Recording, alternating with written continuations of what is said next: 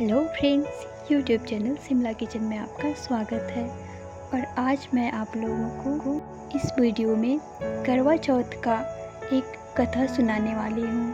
Friends, video को पूरा अंत तक देखें, मैं इसमें पूरा कहानी सुनाऊंगी। तो चलिए शुरू करते हैं। कार्तिक मास के कृष्ण पक्ष की चतुर्थ तिथि को करवा चौथ का व्रत रखा जाता है। सुहागिन महिलाएं इस दिन 16 श्रृंगार करके पति की लंबी आयु के लिए कामना करती हैं। हिंदू धर्म में करवा चौथ व्रत का बहुत ही खास महत्व है।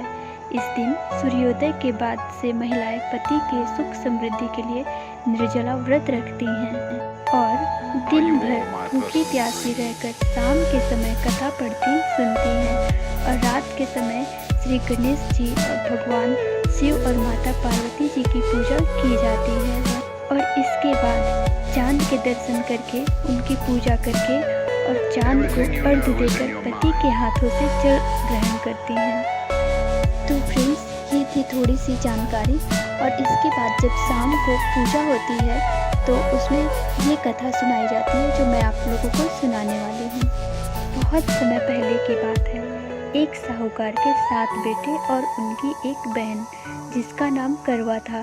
सभी 7 भाई अपनी बहन से बहुत प्यार करते थे, यहाँ तक कि वे पहले उसे खाना खिलाते थे और बाद में वे स्वयं खाते थे।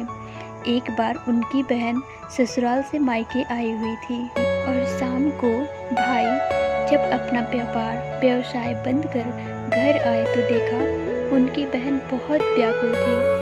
सभी भाई खाना खाने बैठे और अपनी बहन से भी खाने का आग्रह करने लगे, लेकिन बहन ने बताया कि आज उसका करवा चौथ का निर्जल व्रत है और वह खाना सिर्फ चंद्रमा को देखकर उसे अर्घ देकर ही खा सकती है।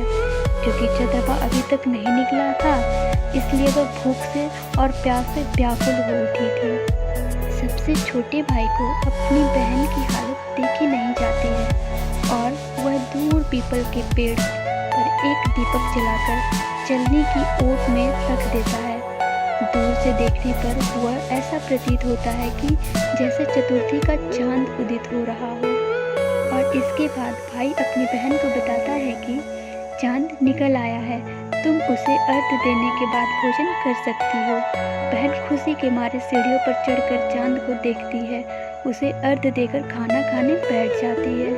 फिर वह पहला टुकड़ा जब मुंह में डालती है तो उसे छींक आ जाती है और दूसरा टुकड़ा मुंह में डालती है तो उसमें बाल आ जाता है। और जैसे ही तीसरा टुकड़ा मुंह में डालने की कोशिश करती है तो उसके पति की मृत्यु का समाचार उसे मिलता है। वह बौखला जाती है।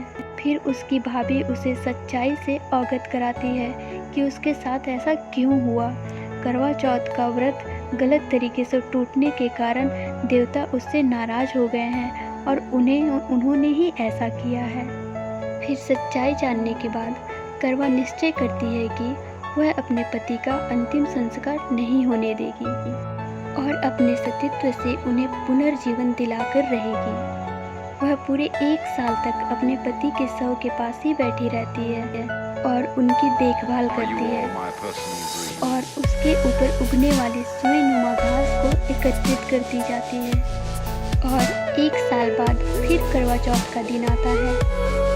उसकी सभी भाभियाँ करवा चौथ का व्रत रखती हैं। जब भाभियाँ उससे आशीर्वाद लेने आती हैं तो वह प्रत्येक भाभी से यम सुई ले लो, पीर सुई दे दो, मुझे भी अपनी जैसी सुहागिन बना दो, ऐसा आग्रह करती है। लेकिन हर बार भाभी उसे अगली भाभी से आग्रह करने का कहकर चली जाती है। इस प्रकार जब छठे नंबर की भाभी आती है तो करवा उससे भी यही बात दोहराती है। यह भाभी उसे बताती है कि चूँकि सबसे छोटे भाई की वजह से उसका व्रत टूटा था, उसकी पत्नी में ही शक्ति है कि वह तुम्हारे पति को दोबारा जीवित कर सकती है। इसलिए जब वह आए तो तुम उसे पकड़ लेना और जब तक वह तुम्हारे पति को जिंदा ना कर दे उसे नहीं छोड़ना। और ऐसा कहकर वह चली जाती है। और सबसे अंत में जब छोटी भाभी आती है, करवा उनसे भी सुहागिन बनने का आग्रह करती है, लेकिन वह टाल मटोल करने लगती है। इसे देखकर करवा उन्हें जोर से पकड़ लेती है और अपने सुहाग को जिंदा करने के लिए कहती है। भाभी उसे छुड़ाने के लिए नोचती है, खसोटती है, लेकिन करवा नहीं छोड़ती है। और अंत में उसकी तपस्या को देख भाभी पसीज जाती है और अपनी छोटी उंगली को चीरकर उसमें से अमृत उसके पति के मुंह में डाल देती है। फिर करवा का पति तुरंत श्री गणेश करता हुआ उठकर बैठ जाता है। इस प्रकार प्रभु की कृपा से उसकी छोटी भाभी के माध्यम से करवा को अपना सुहाग वापस मिल जाता है। तो फ्रेंड्स, ये थी करवा माता की कथा। करवा चौथ की कई सारी कथाएं हैं, जिनमें से एक ये भी था जो मैंने आप लोगों को सुनाया। तो फ्रेंड्स, आप लोगों को मेरा ये वीडियो कैसा लगा, आप लोग कमेंट करके ज़रूर बताइएगा। भगवान भोलेनाथ सभी को सुखी और खुश रखे। हर हर महादेव।